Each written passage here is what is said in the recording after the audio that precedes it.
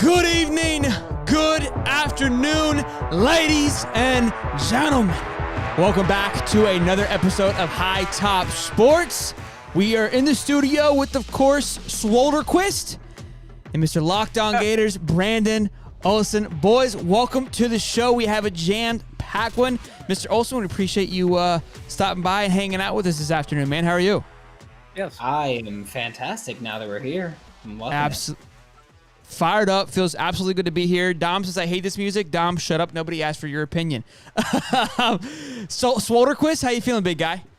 Feeling good, man. As I say, it's the best day of the week on Wednesday. You know, you got your Friday, you kick back. But, of course, every day that's a Wednesday in High Top Sports Network is a Friday. It's like a Friday, isn't it, Sheldon? It feels like it. There's just something special about Hump Day and High Top Sports Hump Day. It kind of has a little bit of a rhythm to it, too, which I like. So, boys and girls, welcome to the show. Like I said, we have a jam-packed one today. We've got some breaking news just before the show. We got some studs showing up to Gainesville tomorrow. Is that correct, Brandon? I think you confirmed that.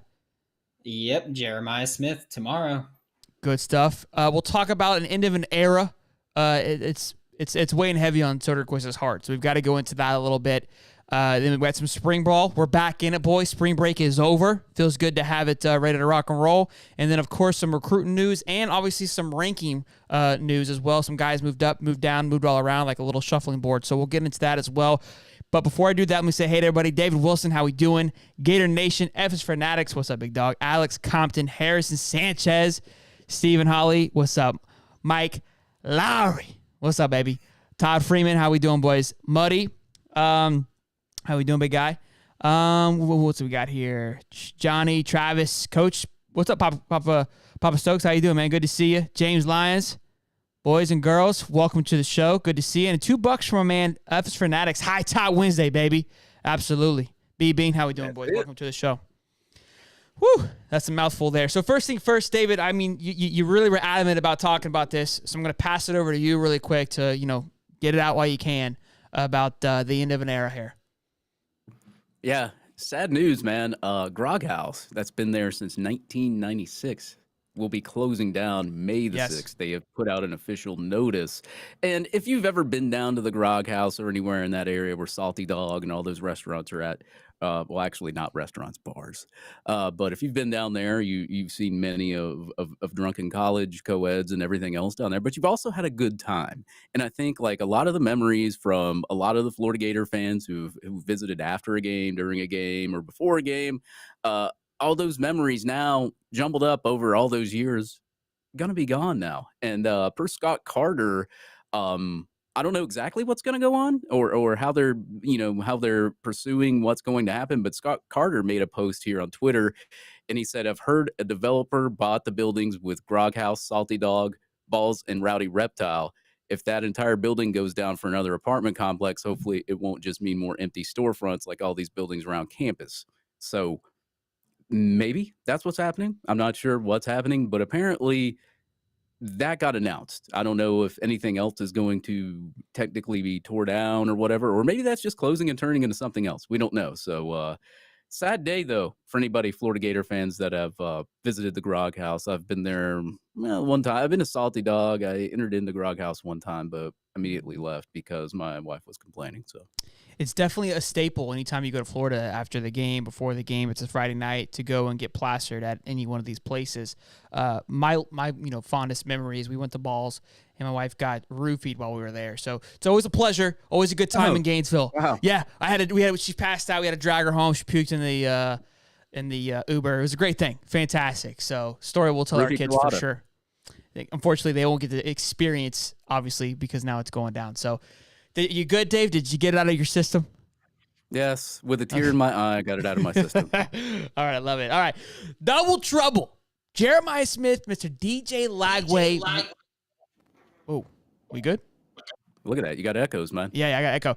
Moving into Gainesville together. This has been something in the works for quite a while now. Been waiting on this to happen. They've been talking about it. They've been flirting with it for a while, tweeting at one another, winking at one another on social media, and now it's finally here. Jeremiah Smith did say, looking like a snack and a half. Jeremiah Smith said that once KC, moved on, that he was going to take a step back. But it looks like old Billy G Wagon said, we're going to start the car back up. We're bringing on Jeremiah Smith. Brandon, what you got on that, bub? Yeah, I'm excited for just the possibility of Jeremiah Smith coming to Florida. Just, like, I mean, 6'3", 200 pounds, committed to Ohio State. My general rule of thumb is if Ohio State wants a wide receiver, I want that wide receiver because Brian Hartline, best wide receiver coach in the country. I on the planet. I don't care. So if Ohio State wants him, then I want him. And DJ Lagway has been heavily pursuing. We know how it goes with DJ Lagway. Nape says, "Hey DJ, hit up this guy," and that's exactly what happens. DJ hits that guy up. So I'm looking forward to this visit. Getting him on campus is obviously huge. Having someone here just me, like getting him actually on campus with everybody that's going to be there, getting them with the team. I cannot express how valuable that is. Yeah, and like I'm excited about it as well too. Just again, we've been talking about it, and like you said, with Brian Hartline having them there and having committed, if Billy can pull both Billies, could snatch Jeremiah Smith, I think Gator Nation will be through the roof. And he also, mind you, he committed to Ohio State once while Dylan Raiola was committed to Ohio State. Dylan Raiola, which we'll get into later on in the show, is decommitted and no longer interested at all in Ohio State. I'm pretty sure they withdrew their offer, so they are no longer on the table. Does that mean they're not going to go get another great quarterback? No. They still have Brian Hartline. They still pull wide receivers like nobody's business, right? We understand all of those things. But it's good to see that Jilly B. Wagon comes in and pulls it in. Dave, what's your takes on that, man? Yeah, I like it, man, and I'm kind of tired of the trend of Ohio State taking our best receivers in the state of Florida. That trend needs to stop, and they can stop that trend right now with DJ Lagway coming to the University of Florida. And there's something that Florida has that Ohio State doesn't have this cycle right now, and that's a 5-star quarterback, and no other than to have DJ Lagway on this visit with Jeremiah Smith to hopefully, maybe entice Jeremiah Smith to, maybe flip that commitment there. But I don't want no more silent commitments, man. You either commit or you don't. And I think that's what Billy, the Billy and Billy bond, the connection, like the rock and sock connection, if you've ever watched wrestling, even a big pro wrestler, I think that is what you need right there is the Billy and Billy bond plus DJ Lagway on Jeremiah Smith. I think that's a good, little combustible element there. So we'll see what happens. The BB train getting down. Real quick, couple super chats here showing some love. Chris Sorley says, $10 for my man. Says, love all three of these studs. That's good to see. Glad that there's some love there. And then we've got a super chat for Brandon. Says, Eba says, hey, Brandon from Locked On Discord. So some love there. Good stuff. I love it, guys. Appreciate the support. And then $4 from Mike Lowry. Of course, he says, Shelton looked like a snack and a half, and I couldn't disagree. So I couldn't agree more, baby. I'm looking pretty good lately. But yeah, look, I'm happy to see that these guys are going to be finally going to get the visit that they've been flirting for a while now, especially with Billy coming in. We've got some footage that we're going to show of Billy working with the wide receiver just a little bit later on because he was working with them today. So good stuff to see that. Next thing, and this has been a buzz. I've actually spoke about it on a few podcasts prior to today, F's Fanatics as well as Hall of Fame College Football, both great podcasts, is the Locked On, the 333 or 366 schedule. And we talked about it a little bit last week for Bama and what they're going to be doing. But Oklahoma, Texas, and UGA seems to be right now projected to be Florida's 3 consistent teams that they play every single year, and then the remaining will be 6, and then 6 on, 6 off kind of thing. Everyone has their opinion about it. Dave, I'll start with you. Like it, love it, hate it, don't care. Where are you at on this, Bubba? I'm kind of 50-50 with it because I like to see the good matchups. Florida doesn't shy away from playing the hard teams like Georgia does on the regular schedule. So I do like the Oklahoma, Texas, Georgia whole scenario there. But I would also like to see, I guess I'd like to see it laid out more fairly, but what is fair though? Right? Is Oklahoma going to come to the SEC and not be the Oklahoma that they were? Or Texas going to come to the SEC and not be the Texas that they were?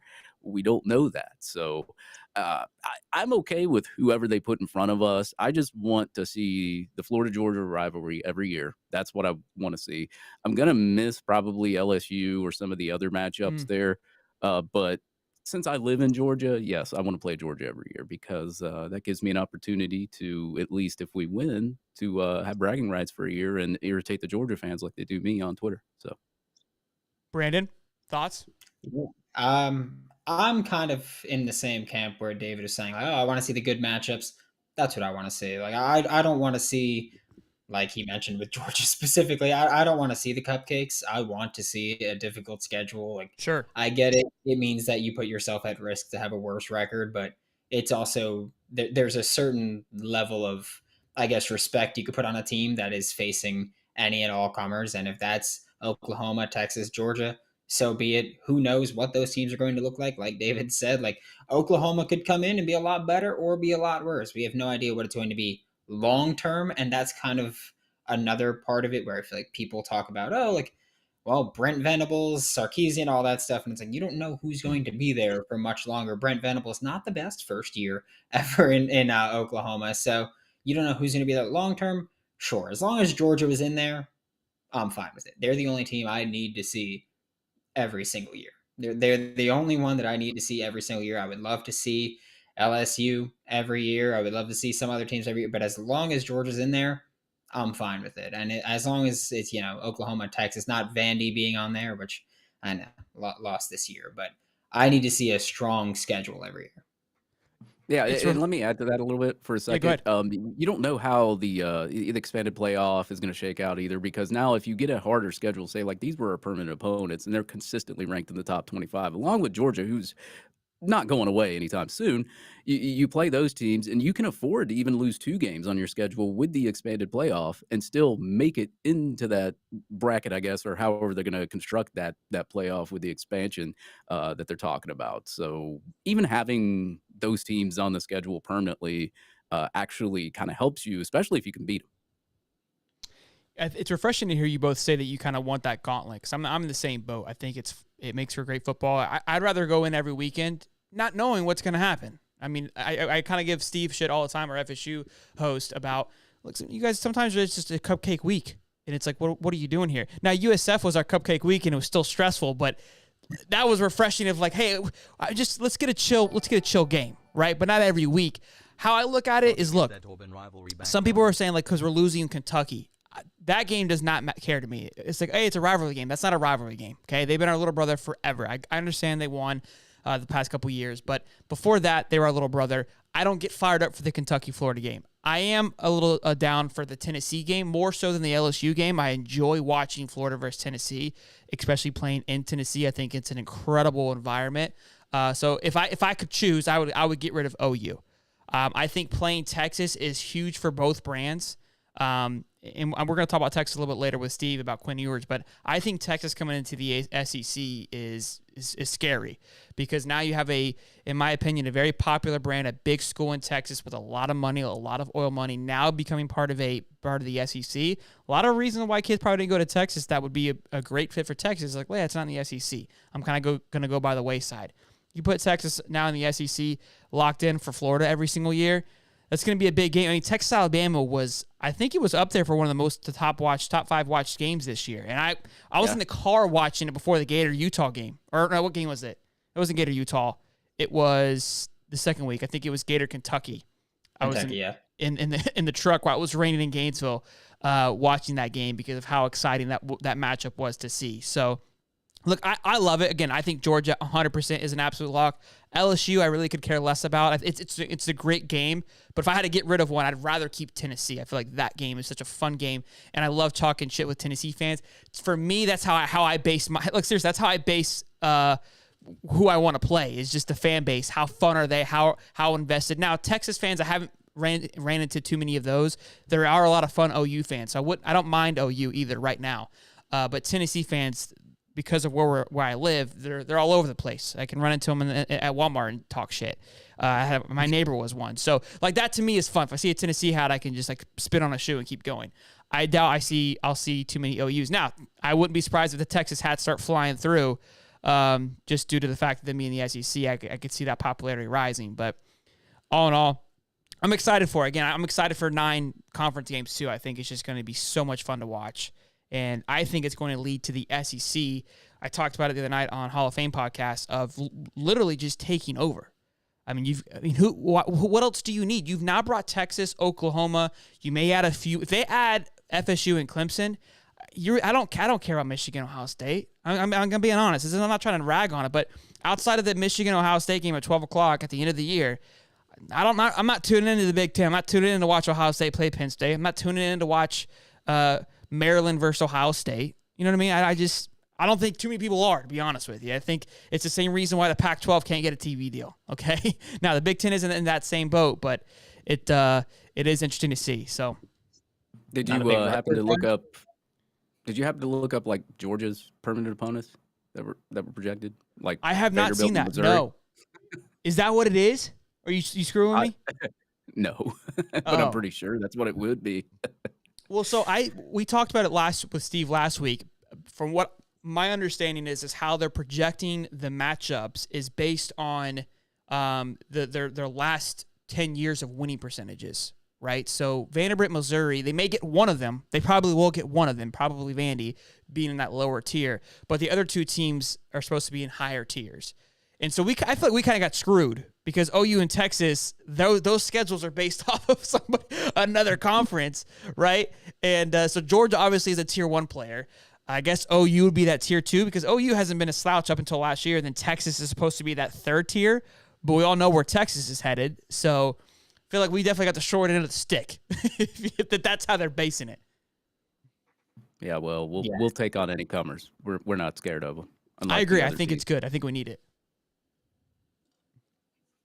Yeah, well, as far as that goes, I know that I think somebody said that I think Auburn was supposed to be like one of the permanent opponents for Georgia, but I couldn't remember what the other one they projected to be.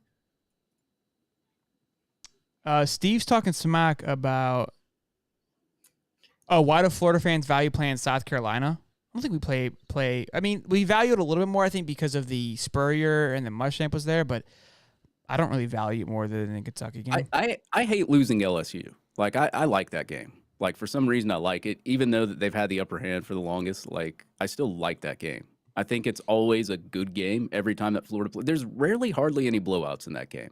It's always like a really close game whenever they play. Like even this past year, like it looked like LSU was going to run away with it, and then we came back, and it was like a 10-point game or something like that. If you look up the past matches between LSU and Florida, there's hardly really any blowouts. You have to go back to like 2008-ish, 2009, 2010, 11. But then after that, you don't really see that many blowouts between both of them. So like losing that matchup really sucks, to me. But it's a good game. As far as like adding Oklahoma and Texas, though, okay, maybe I can deal with that. But I still hate losing that LSU game. Yeah, I have a few that are. I have a few good friends that are LSU fans, which is why that game means so much to me. I actually lost a slap bet with an LSU fan because before the 2019 season, I was like, oh, you know what? I think in 2019, Felipe Franks is going to be more productive than Joe Burrow. And then Joe Burrow went on to have the best quarterback season ever. It's a hot take there, Brandon. At the time, I don't think it was that bad. In 2019, when we had the 1 year of Joe Burrow, that was like, all right, game manager type.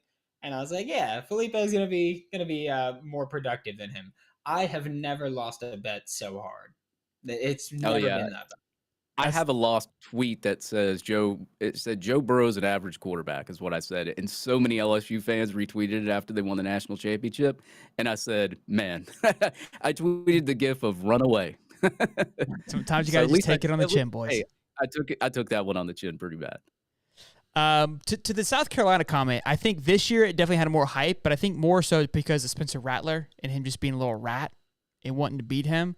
But I don't feel like that game is circled on the calendar by any stretch from Gator fans. I think that was a stretch there by Papa Stokes and Holly, but you guys can kiss about it later on.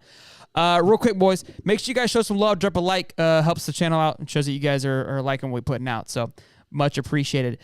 Moving on. We got old Wiltfong, baby. What was funny, I was watching the 247 broadcast yesterday, and I was like, "Yo, Steve, what's up? Can we get a crystal ball?" And he's like, "Yeah, crystal ball running back to you guys the other day." I was like, "All right, whatever." I was trying to get him riled up, but Steve's straight as an arrow, so couldn't get him too razzle dazzled. Dave, passing it to you, big guy on the running back. I know you're the stat master. Give us the juice, baby, because you got your Gator fans hating on and not too excited about this running back crystal ball, but I think they should sit down and hush up for a minute. What do you think, Davey? Yeah, I think it's Kanan Daniels is how you say his name, because I am the So I butcher of pass it to names. you I'm so gonna you say can mess up. Kanan Daniels. Yes, thank you so much, Sheldon. Thank you. Thanks a lot. It still doesn't beat your Mark Hockey comment though. But I actually particularly like this crystal ball. I know a lot of Florida Gator fans probably just saw like the stars and where he was ranked and said, oh, whatever. But it is only March, and if you can. So many recruits are going to move up and down in their ranking. And this is a guy, when I looked up the statistics, I mean, he plays in Mississippi, he plays in like a 5A region, which isn't bad. It's not bad. It's not like super difficult or anything, but it's not bad either. But the kid has over 3,000 rushing yards in like a couple of years. He averages 10.2 yards per rush, 300 attempts, 299 attempts. He's averaged 10 yards per rush. I mean, that's a first down every run, by the way, guys. Right. That 10 yards per rush is hard to do anyway on average. But like you can do that with like maybe 50 runs. You may even be able to do that with like 70 or 80, maybe 100. But to consistently have runs that are like averaging 10 yards or more out of 300 attempts, that just goes to show you. And I looked at his film. He's not the fastest runner. I think he's like a 4.5. He weighs 190, runs at like a 4.5 or so. But neither was Damian Pearson. He was one heck of a running back. But he's a different kind of running back. He's a little bit smaller, but his vision is phenomenal. Like he has phenomenal vision. He's a very north-south guy, and that's exactly what Billy Napier wants. Somebody that's going to run north-south, great vision, kind of like Montrell Johnson. And I actually kind of like it, man. I'm curious to see like his senior year, if he can still maintain that 10 yards per rush. But even if not, even if he was to rush 2,000 yards like he did last year, his junior year, I'm still going to look at him and be like, holy crap. And if he does that again, and if he does repeat that again, I'm pretty sure he's not going to be in the 300s anymore. He'll at least be in the top 250, if not 200 or more by the end of the cycle. What's interesting is that the flack that, I mean, I guess you can say flack, but just the negativity coming behind this running back, because it isn't the flashy 5-star banger, right? Not yet. Not yet, right? But if we look at the running back room that Billy has put together with Trevor Etienne, Montrell Johnson, okay, and Chauncey Bowens, who now everybody's trying to get after, and now we want to question this running back. Like, I mean, I think he's been a straight shooter thus far. I don't think we've had any reason to believe that he can't spot talent, especially in the running back room. So it's kind of weird that we're up in arms about the number 2 as of now. He would be the number 2 running back of that class, which is very important, especially for the fact that, again, we missed out on getting a second running back in this past class. Nothing, and no hate to Trayon. I think he's gonna be a phenomenal back, but I think it's still something healthy to get 2 of them. So, Brandon, your thoughts? Yeah, that's what I was going to go actually with. There's 2 running backs in this class. You only had Trayon Webb, which again, love him, but you only had him. You have Cam Carroll coming in for 1 year. You've got Montrell for probably 1 more year and Trevor for probably exactly 2 more years. So it's not like you're really able to shove people away when they want to come join your running back room, especially when it's someone who played QB, receiver, running back. Like you add a versatile piece like that, he's the kind of guy you just put the ball in his hands and let him make plays. And if he's your backup running back, that's fine. Like not everybody can be a starter. Not everybody can contribute significantly or contribute often. That's fine by me. And like you mentioned, where you're like, Billy's shown that he can recruit running backs and he can evaluate running backs. One of my favorite stories is that I know someone who was on Louisiana's staff with Billy Napier, and they told me that he writes out full-length scouting reports for high school players. Like he doesn't put a few sentences like most coaches do. He writes full NFL length. Like go Google Bijan Robinson scouting report and look that up, and you see a long report. That's what Billy does for high school kids. So as far as I'm concerned, given his proven track record at Louisiana, at Florida so far, with just bringing in talent, getting them to play early, and having them outplay their status, I'm cool with whatever Billy says as far as bringing in talent. I have no problem just trusting him blindly with it. I love hearing that story. I mean, that's great to hear. I think, again, these things always get overlooked with old Billy Ballsack. I don't know if you know that we call him that here, Brandon, but welcome to the show. I love getting those insights about Billy and kind of just hearing. Again, he gives off the vibe of being very in tune and in depth with his his process. So it's good to hear that. But the other thing that I wanted to talk about as well too is we're still pretty heavy with other running backs coming in. I know Jarrett Gibson, we're still not giving out on him. I haven't heard much about him, so I can't say we haven't given up or whatever, but I haven't heard much noise about him since his visit, which tells me it's more of a mutual decision just based on what I've witnessed in the past. I'm just going off of a hunch, nothing in stone here. But I know we did get some crystal balls or some favorites for, can't remember the names now, but it was Stacey Gage, and then there was a few more. You may remember the name. We talked about it last week, the running back room. So this could just be a third piece to that puzzle, right? Because of who is on the block. Do you know those names, Brandon? Or I would imagine Anthony Carey is one of the Scooter. Yes, that's who it was. He was favored according to On3, I think, by like 45%. That's a 4-star running back. He definitely would get people fired up. So Chauncey Bowens, Anthony Carey, and then Daniels, those three, that would make sense. That would be a very healthy running back room. So again, this guy's just crystal balled. He's being Steve Wiltfong, which we've coined the phrase of basically he's coming to Florida. Steve don't miss. So he's batting 1,000 for 2024 right now. So he misses, but he hardly misses. Yes, and very much. When he missed last year, the kid ended up coming to Florida anyway, and Trayon Webb. So works out. Yeah. True that. Good stuff. Good update. Hope you guys enjoyed that update there. So moving on, 247 had a show yesterday where they spoke about some ranking updates. Some guys moved around. Who did we get a little bit of a nudge to, Dave? Both the linebackers, Miles Graham and Adarius Hayes, got a good nudge there. DJ Lagway went down one spot in his composite, not too much. I think 24/7 Sports had him in its soul rankings and like the 42nd or 41st player in the class. But as far as the linebackers go, yeah, they got a huge bump, especially Darius Hayes. I think he was in the 60s. Now he's at 38. Miles Graham at 37. And right now they have 32 5-stars in the class. And I think they expand them to 35 or 38 by the end. So if they can stay in that range or get a little bit closer to the mid 30s, low 30s, they'll be 5-stars. So pretty much they're pretty much almost 5-stars right now. Darius and Graham? Yeah. So Adarius Hayes is the 5th ranked linebacker in the class, and Graham is the 4th ranked linebacker in the class. Boys. Yeah. So if anybody that had any Bateman, hate last year, you can't hate him right now. So just about to say that after a couple of misses, a handful of swing and a misses last year, feels good to come back with the heavy fist this year. And look, who says we can't land another one? What I'm really eyeing is we got some edges on the board, which we'll get into in just a minute. But any takes on that, Brandon, with the ranking updates? Obviously, it's still super early, but again, we're fired up to hear about it. Yeah, I love it. It's just once another time of, Billy Napier's in on this kid, and he commits to Florida, and he actually does get a jump instead of a little fall backwards there. Sure. But Adarius Hayes, also important to note that 24/7 finally got it right. They put Adarius Hayes as linebacker, and he's no longer listed as edge, which is an important thing because he is a linebacker. Like Florida's told him that they intend to use him similar to how they used Ventrell Miller. And sure, that was when Patrick Toney was still a defensive coordinator, but if anything, Austin Armstrong's a better fit for him. So I love it even more. That's great that he got that movement too. I think something else to note as well. I forgot where I was going to go with that. So 2 linebackers. Forgot what I was going to say. Lost my complete train of thought there. They talked about DJ Lagway. So I don't know who tweeted it. I saw DJ retweet it and say less, I believe. But somebody kind of had like a quick blurb and said that there's inconsistencies with DJ. That was their concern with DJ Lagway so far. I don't know if you guys saw that or not. They said it was his accuracy, but I don't know what they're talking about. So. Yeah, it was almost like they needed something to talk about. I don't know. Was it from 247 who said that?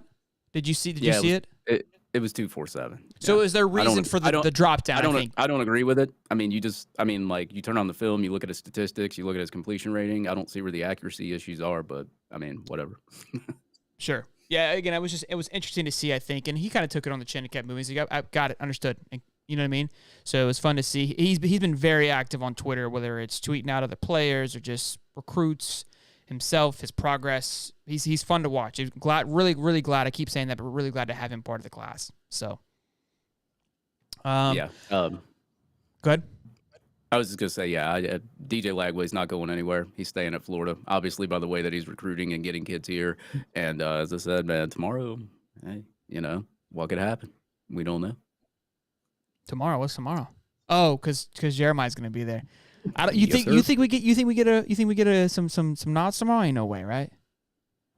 I can't tell you that, man. I have no clue. You don't know how kids are thinking and what they're gonna do, but I mean, if Florida was able to pull off a flip this early, that would be crazy. But yeah, we come. Boys and girls, make sure you guys drop a like, show some love. Really appreciate y'all. And anybody who's new here, welcome to the chat. Okay, Too Legit says he's going to be a bust. Love the positivity. Glad to have you there. I like how we have like all these, like these guys that will say, "Oh, he's going to be a bust." They can like tell the future. If you can tell me what the Powerball numbers are going to be tomorrow, please let me know because there's a new house I just passed down here on the highway that I was looking at, and it was like a $2 or $3 million house. So if you could just DM me those Powerball numbers, man, let me know. I love it. It's also crazy that with high school kids, you can pretty much say he's going to be a bust for a lot of them and just randomly be right. It's like the NFL draft where sometimes it's just a crapshoot and it's like, bust. And you're just right all of a sudden because that's just how things work. There's thousands of these kids. Not all of them are going to be great, but I feel most confident, we'll say, with DJ Lagway. You wouldn't have as high a success rate as Wilt Fong by saying that, but you'd definitely be in the C+, B- area by just saying this kid's going to be a bust for sure. Yeah. I agree. We got some recruiting news outside of Jeremiah and DJ. Austin Simmons, 2025 quarterback. I know it seems too early, but mind you, think about this time last year, DJ was starting to become part of the conversation. I remember kind of just brushing it off. But DJ was visiting a lot, and I was like, doesn't really matter. It's 2025. Fast forward to now, and obviously him committing in December, all the effort put in right now played into him committing in December and being where we're at right now. So it may seem like a far way away, but it's great to see the process being built. I mean, there's more than just a quarterback. I mean, I think the number one safety's there as well, and DJ Pickett, and he said that Gainesville feels like home. The 2025 quarterback, he's 6'2", 190. And right now he's a fourth-ranked quarterback, and he's 38 nationally. Mind you, this kid's a sophomore, right? Still a long way to go. Going to be a junior this upcoming season. But loved hearing that, again, just seeing that 2025 news. It may seem really, really early, but it just shows how far ahead Billy is. You guys have any thoughts on this, David? Okay, Brandon, go ahead. You go ahead, Brandon. You're the guest. I was going to say, as far as like Gators fans, like we hate Georgia, right? And we want to surpass them as the Kings. Georgia's already got 4 commits for 2025, so it definitely ain't too early right now.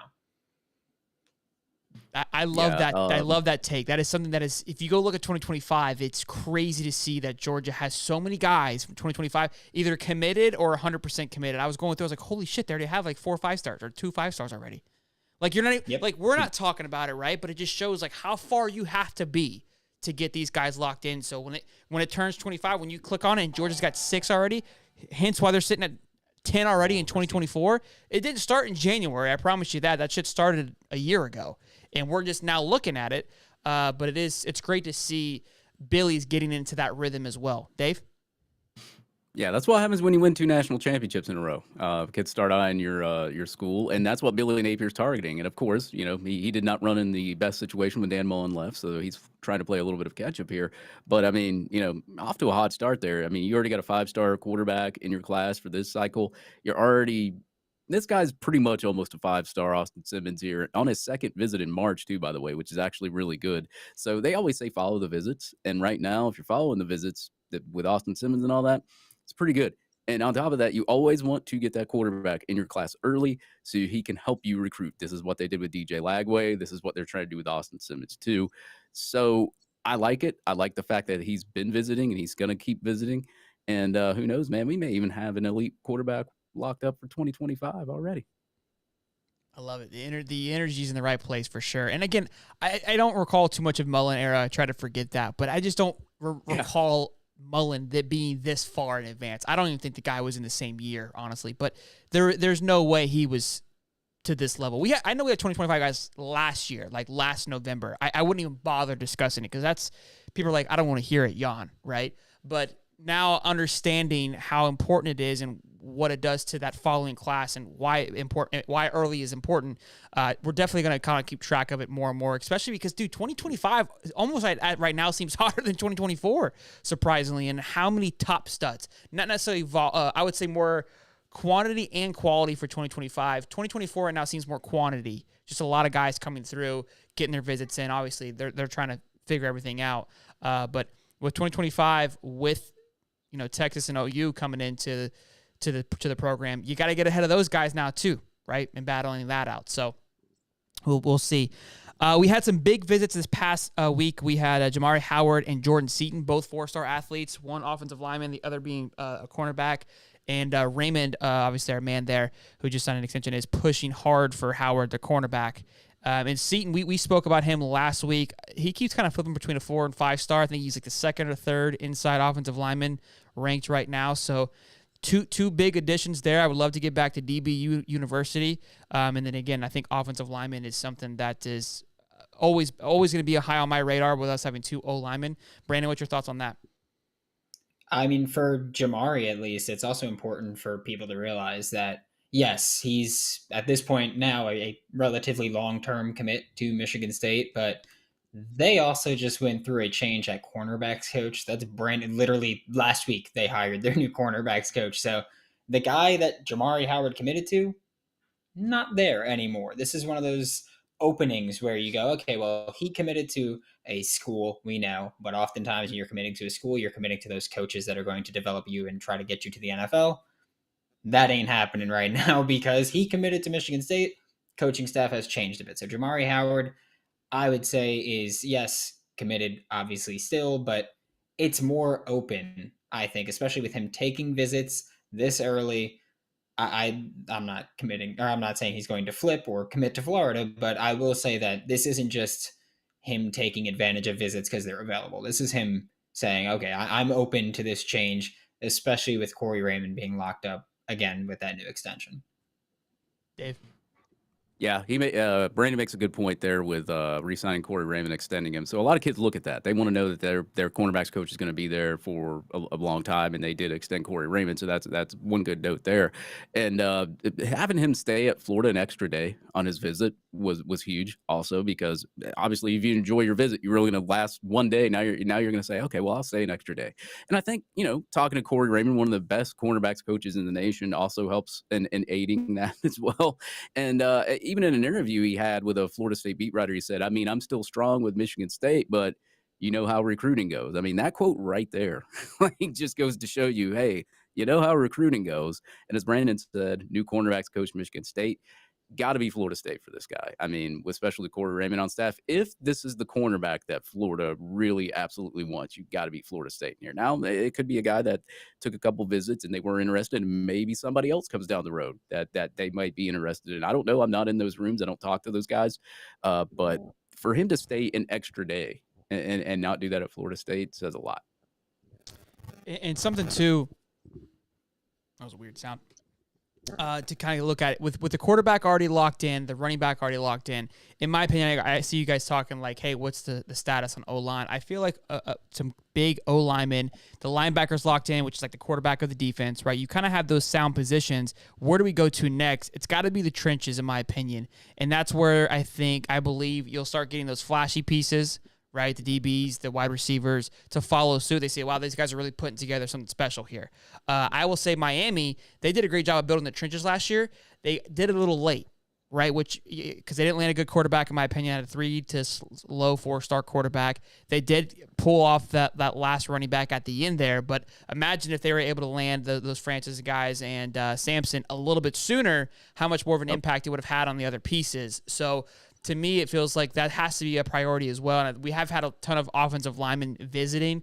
One from Ponte Vedra, a couple Florida boys, low on the star list, but high on the measurements, right?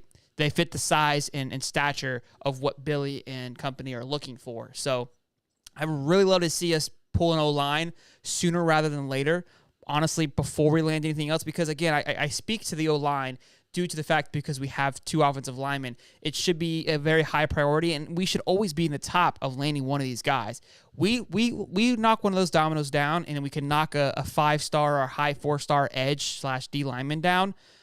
We should be really fired up to how this class is going to pan out, in my opinion. I feel like that's kind of where we were a little behind the 8 ball on those positions last year, if you ask me. I felt like we did really well with wide receivers, which was great, but we were a little behind on landing the linemen sooner than I would have liked. So, yeah, if you go back to last year, though, too, especially last recruiting cycle, those D linemen didn't come in until August. I mean, they killed it in August. Kelby Collins and the Angie Academy kid, he transferred back to his original school, but Will Howard.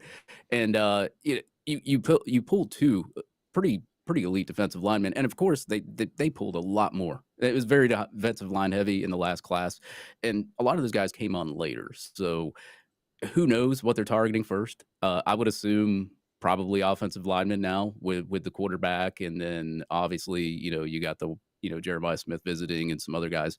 But as far as long as every puzzle piece comes together, I'm okay with when and how they commit. just get the elite talents in here and lock them up. Absolutely. And I didn't give you this name, Dave, but the last one I have is Dylan Evans. He's currently committed to Texas A&M, defensive lineman, 6'5", let me see here, 6'4", 265, 4-star defensive lineman. A quote from him from Bender's article says, "I liked Florida growing up," and he goes, "They also have my dog DJ Lagway," so that's a plus. Again, it goes back to just the value, and he's from Texas too, of having DJ, 1 being the quarterback that he is, but 2 being from Texas. Ton of talent in Texas that's available to get a hold of, and having your own recruiter planted in Texas is definitely huge. Yeah, that's it's like we discussed last week with Connor. Most of the talent right now is in the state of Texas, it's actually an off year because most of the talent you usually find in the state of Florida, like every single year. And then you got a lot of Georgia as well. And then you got Texas and you got California in those states. But really, you never really see it very talent heavy in Texas. It's very rare that you do. And it is good that we have a 5-star quarterback from Willis, Texas, recruiting for us. So that will help out the University of Florida for sure. I don't know what your thoughts on it are, Brandon. Yeah, I mean, that's huge where I've spoken about this with John Garcia a ton, of having DJ Lagway specifically, because not only do you have that 5-star QB where I don't care who you are, if you're Lagway, if you're Arch Manning, if you're a 5-star QB, people are going to want to come play with you, especially if you're DJ Lagway and you're from the state of Texas. Recruiting Florida, it's not easy, but there's a ton of talent in the state of Florida always, like David just mentioned, where Florida is usually the most talent-heavy state. So being able to dip into Texas, which just right now happens to be incredibly talent-heavy, but is always a pretty solid source for recruiting, just usually not to the University of Florida. So being able to bring that with DJ Lagway just opens this up even further. Where that was one of the things with Kerry Colbert when he was a wide receiver coach. It became, now because of his experience and because Patrick Toney's a California guy, maybe we can dip more into the state of California. Ended up not happening, but it was a thing that was at least discussed. And now with DJ Lagway having Texas roots, that opens up even more recruiting in Florida, and he's basically on the recruiting staff at this point. 100%. Every time he visits, I feel like he's just walking around like he's got a badge on. Hi, my name's DJ. Well, University of Florida staff. How can I be of assistance here? Before we move on to the next topic, which is spring notes and some clips from spring, shout out to our sponsor, Manscaped. Support to you. They're supporting our show today. Manscaped, who is the best in men's below-the-waist grooming. Manscaped offers precision-engineered tools for your family jewels. Manscaped recently launched the Ultimate Men's Hygiene Bundle, the Performance Package. Join over 7 million men worldwide who trust Manscaped with his exclusive offer for you. 20% off and free worldwide shipping with the code HIGHTOP at manscaped.com. Boys, I'm still feeling friskier than ever with my Manscaped bundle, so make sure you guys check that out. And I know a few of you guys have already used the code. Dave used some ball lotion is what you got, right?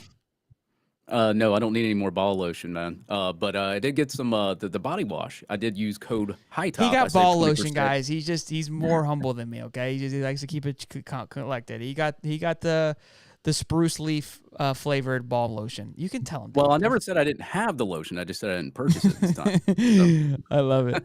I love that this is our sponsor because we get to just kind of like segue to balls at some point in the conversation. It's Brandon's like, what the fuck did I say yes to?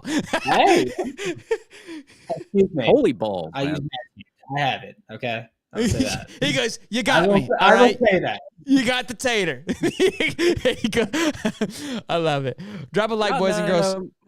On a more serious note, man, I do get the body wash. My wife actually loves the body wash. She says it's like some of the best smelling body wash advice. So I always try to keep an extra body wash there when I do order High Top, promo code High Top, save 20% plus get free shipping. Hey, Dave's got that dog in him. It is. He's like the wife loves it. Dave got that dog in him. Oh, look, old Slaughterquist at it again, boys. Oh, that's man, it. I love it. Dave, real quick, you and the wife went out on St. Patty's Day, and I'm just saying, you were out kind of tweeting everything, had a few booze. We didn't hear about you. We didn't hear from you the next couple of days. Dave got that dog in him. Had a little too much fun on St. Patty's Day. Hey, y'all might be spring chickens, man, but when I'm 38, man, it hits you pretty hard. Yeah, okay, Dave. Oh, I love it. This is the greatest show ever. Spring ball. Moving on from balls to spring ball. Let's talk about it a little bit. The boys were at it. There he is, old Billy G Wagon, doing some work, doing some drills. I was reading a little bit where he was really focused on the details with the wide receivers today. Brandon, I'm gonna head to you first, man. Any thoughts or notes? What are you hearing from old G-ville and the practice going on right now? I mean, I'll say this, that I love Billy G. Like, even when Nape came in, he was one of the few coaches that I was hoping would be retained. Obviously, he ended up bringing in Kerry Colbert, who I believe is better than Billy G, as Kerry Colbert, to me, is a top 5 wide receiver coach on the planet right now. So I will say that I'm glad that he brought in Kerry Colbert over Billy G. But Billy G, he's a fantastic developer of talent at receiver. And he's proven that every time he's been to Florida, because he's come and gone repeatedly.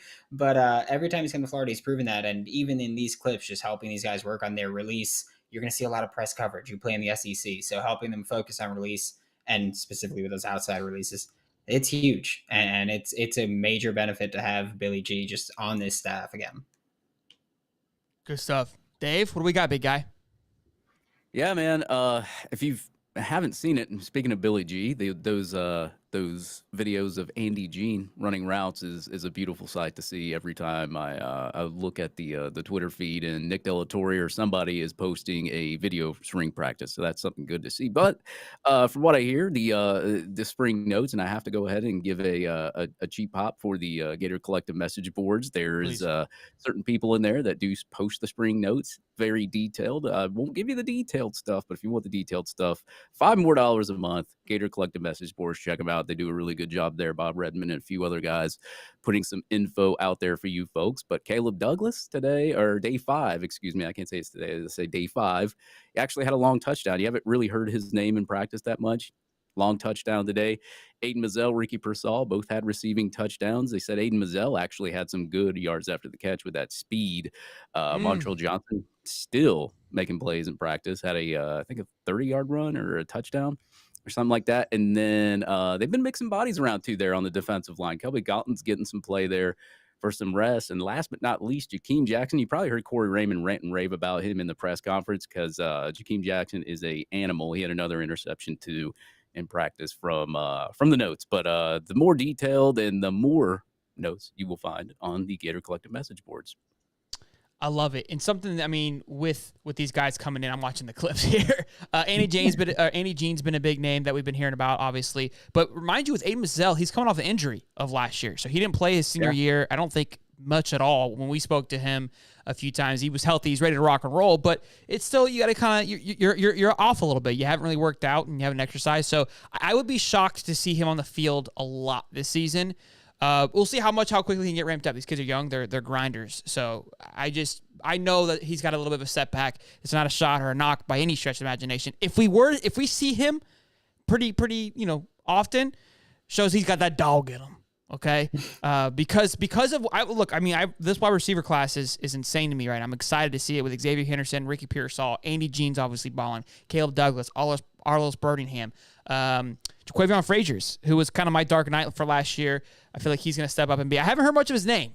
I will say we haven't heard much from him in spring practice. That doesn't mean anything negative. It's an older name, may kind of just be doing the same old. We want to hear about these new names. That's kind of what comes out. So that's how that works, anyways. But we do hear a lot about Henderson as well. But any updates on the quarterback room? Or are we still kind of rocking and socking with the rotation, Dave?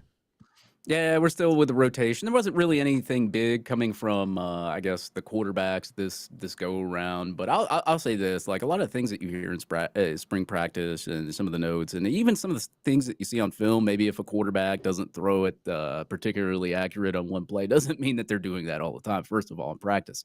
Second of all, it's spring practice. They have so much more to go before they actually get to the regular season to work all those kinks out anyway. But as I said, some of the spring notes, you don't know which guys they're working up against either. So they could be playing with the ones, they could be playing with the twos, or it could be a mixture. And you hear all these players that I've interviewed in the past, they say that they get everybody on the field now. Everybody's practicing. So take that in with also the grain of salt when you think about like, oh, who is he up against and this, that, and the other. If you hear anything good from practice, just keep it as good and don't think that anything is bad. And that's the thing about a spring game too, which is coming up. Is like if the offense does really good, then everybody's like, oh, what happened to our defense? Especially last year with the defense playing the way that it did. But if you go and you look at a spring game, the defense plays really well, then you're thinking about the offense. Oh, it's the quarterback. So everybody, it depends on what type of person you are. You're glass half empty or glass half full. Because when you're playing yourself, there's going to be positives and negatives all over the field. Yeah, we talked about it last time. It's like, who's sucking? You know what I mean? You just don't know. Yeah, you don't know. Well, fantastic show, Brandon. I really appreciate you. We're not going anywhere, guys, but we're gonna let Brandon go so he can get back to his busy schedule. He's gonna be up till 3 a.m. He told us. Hopefully, I didn't break any rules by saying that. But guys, I'll say that for everybody out there, Brandon Olson works his ass off. Like he is up for a long time. So give a special shout out to Brandon Olson out there. He is one of the best at what he does, and he does bust his ass. And we really appreciate you coming on here, man. And tell them where they can find you so they could say Locked On Gators. Yeah, you can look up anywhere Locked On Gators, and you can find me 5 times a week. You can find me on Twitter at WNS_Brandon. And I never get to curse on my show because I'm not allowed to. So I'm going to say, this was fucking awesome tonight. This was a blast. And I never get to curse on air. So that was we don't cuss on here either. No, I'm just fucking. No, we don't know. Because I heard. I've heard both of you, so. Yeah. He's like, you guys are talking about balls, all right? We are clear to go here, boys. Signal's clear, okay? Brandon, I appreciate you, man, for hopping on. Make sure you guys go show some love. Before you go, prediction on this year's record. I'm probably going to say 7-6. It's a tough schedule for me. That's what I think. The team's going to be better, but I think the schedule is still going to be pretty tough, and it's going to come bite you every now and then. Respectable. I appreciate it. Brandon, gentleman and a scholar, thank you, sir. You have a good night, and I would say get some rest, but you know how that goes. Not going to happen. But thank you for the wish. Yes, sir. Later, Tater. Thanks, Brandon. All right, guys. I'm sorry to ruin your evening. My God, dude. There he is. You get uglier and uglier with each time. You know what's funny is I knew that Steve was going to come on here and his mic wasn't going to work. Like if I was a betting man, it's working just fine. What are you talking about? Now it is. Now it is. It wasn't working a second ago. Hey guys, I kept it off so I didn't interrupt the guest. Real quick, everyone put a wave in the chat to FSU's baseball team for getting out of ass clap last night. Wait, you guys, back in the 8th inning. I don't care. That doesn't matter. You lost. Let us have it. Okay? You suck. You need something. You suck. You need something. You suck. Everyone give it. Air quote. Air quote. Shelton Walker, you beat an unranked team. Who cares? I want to say that was after the FSU clapping of Florida. No, that's not how it went. That's not how I recall it. No, you were way more obnoxious than I ever am about winning a football game. I woke up to tweets from you for the fucking baseball game, like from a baseball game. I didn't tweet at you. I texted you, and all I did was send a picture. Tweets from I just sent the Twitter, picture. That's what I mean. Shelton, you know how you get him, man. We didn't rush the field when we beat Florida State, so. Well, you were on our field. That would have been stupid. You got stabbed. We won't rush the Jesus. field when we beat you in Jacksonville and in Florida. See, he's getting angry, guys. We got to stop. Look at all the hands in the chat, though. Dave, we're gonna let you go. Steve and I are going to make out for the rest of the show. But Dave, love you as always, man. Appreciate you coming on here. Good seeing you. And be good, man. And hey, go hang out with tell the wife we said hey. I will. They got that dog in them. After I take a shower with my Manscaped body wash. Yes. That's it. Yeah, you got to put the lotion on. You got to get your spritzer. You know, you got to get the downstairs manland all ready to go. Dave's Give a her a man. little surprise. Dave's a man. I love it. That's how we do it. Let's go. All right, later, Ollie, Bubba. I had to give you a little bit of crap, Ollie, because I haven't talked to you in a while. Oh no, it's okay. It's okay. Look, we lost the game. It's good for him. All right, y'all. Later, Gator. All right, buddy. Later. Stevie. What's up, Hammer Time? You What's guys up, had a good show rolling here, man. You got some folks on here that were dropping some knowledge on. You think we know what we're doing around here? You know what I'm saying? Like, you would think. Like you have me fooled. Well, we got a little seriousness happening here, you know? I love it. It's good stuff, man. We got a lot to go over with Steve here, guys. Show does not stop. We are just getting started. This is halftime. We got the second half here, so make sure you guys show some love. Drop a like. Good to see you guys. We got over 115 here, which is incredible. So your love and support is always appreciated. Good to see you, Steve. Good to see you, bro. Talk about this past weekend real quick before we. I mean, it's still sports, but March Heartbreak. I'm changing the name. I mean, you talk about going from the ultimate high on Thursday to just being completely. I hate basketball. It took 4 days for me just to despise the sport. The amount of emotion and money that I lost in my parlays. I thought I was going to be retired. I had $100,000 parlay cooking, guys. Okay, it was a $1 bet. Now, obviously, a lot's got to go right. Okay, a lot's got. I didn't even hit the first fucking leg.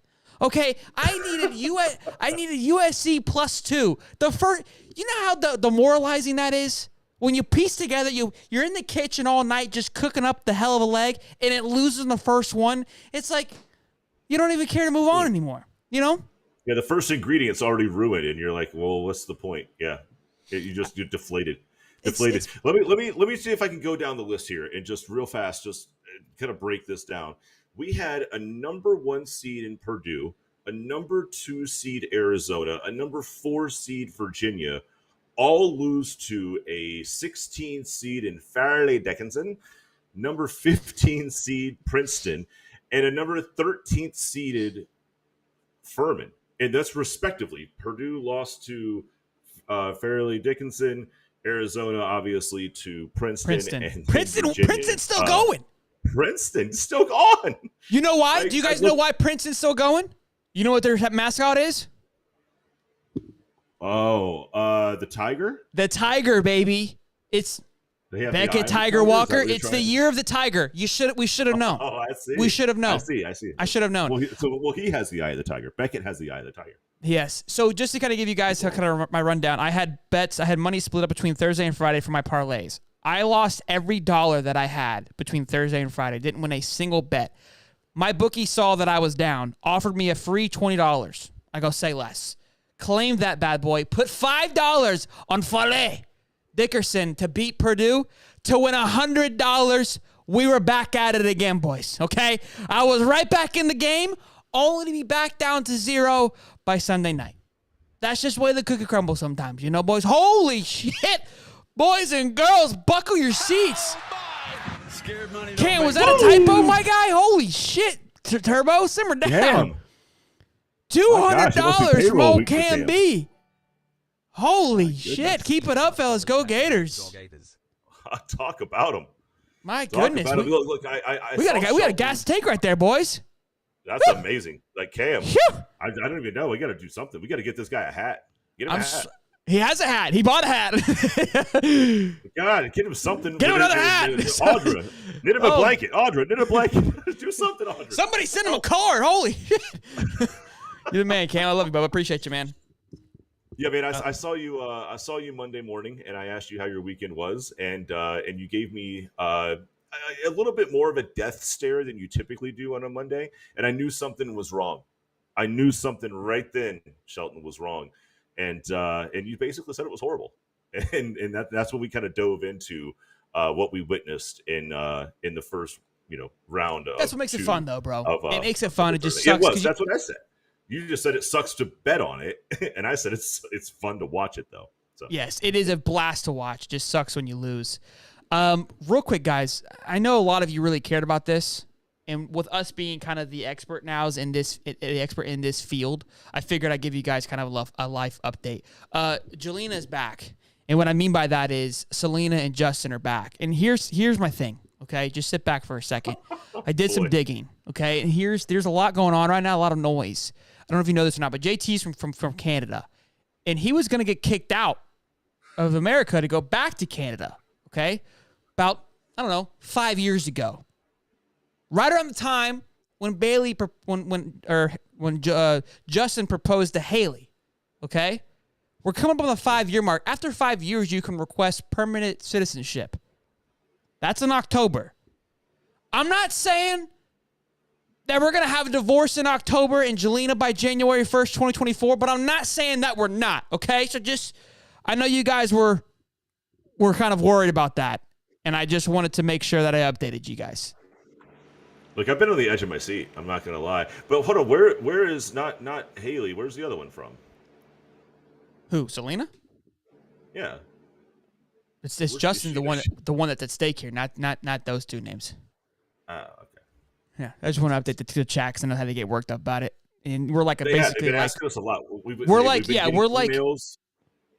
like basically like just insiders now with Team Selena. So I wanted to let you guys know. Quick little developing story here for college football. Dylan Raiola gets the old crystal ball. Gets the old crystal ball. Not to Nebraska, not to Georgia, but to USC. That's you texted it to me. What did you text me, Steve? What did you say when I told you this news here, bud? What were your exact words? I said that is a heartbreaker and an absolute killer for Nebraska and 100% scary for all of college football. That is scary. Look, it makes sense. If I'm Dylan Raiola, I mean, look, you're going to considerably one of the best quarterback coaches in this time period, right? Heisman after Heisman, okay? You're going out to L.A. You got plenty of cheddar, plenty of NIL opportunities. It makes sense, okay? I hate it for Nebraska. I love it for Georgia, but I hate it for Nebraska. And I hate that I'm pretty sure Wiltfong crystal balled him, which I can't stand. It came out of nowhere, too. This guy's been living in Nebraska's backyard and all of a sudden gets the old crystal ball from Wiltfong. I have a snapshot here, though. He has a visit. Oh, he already visited USC. Okay, so he was in Nebraska on the 25th. March 4th, he went to USC. So after that, he got crystal balled. Very interesting. Then Georgia Tech, March 17th. How Georgia Tech has even a play in that is beyond me. Then Georgia, the 17th and 18th. And then Nebraska, the 23rd and 25th, which is happening, when is that? A couple days from now? And then he has Nebraska spring game in April 22nd, and then Oregon the 29th and 30th. So he has 2 more visits to Nebraska, 2 massive visits to Nebraska. I'm Team Nebraska on this one. I think we all are. Yeah, like I really, really am. But how if I'm Lincoln Riley and I'm USC and I miss out on the number one quarterback that's considering you, and you lost out on DJ Lagway too, because remember they were in the DJ Lagway saga as well. Lincoln might be falling off. I mean, he's not falling off, but it would be interesting to see if Rule can come in and snatch one from now the claws of USC. And again, it kind of something I've been talking about too. It kind of shows where the evolution of college football. It's really if he goes to USC, everything I've been saying it goes out the window. But I've been saying this new generation of kids are kind of trying to build their own legacy and starting somewhere versus going into something that's already great.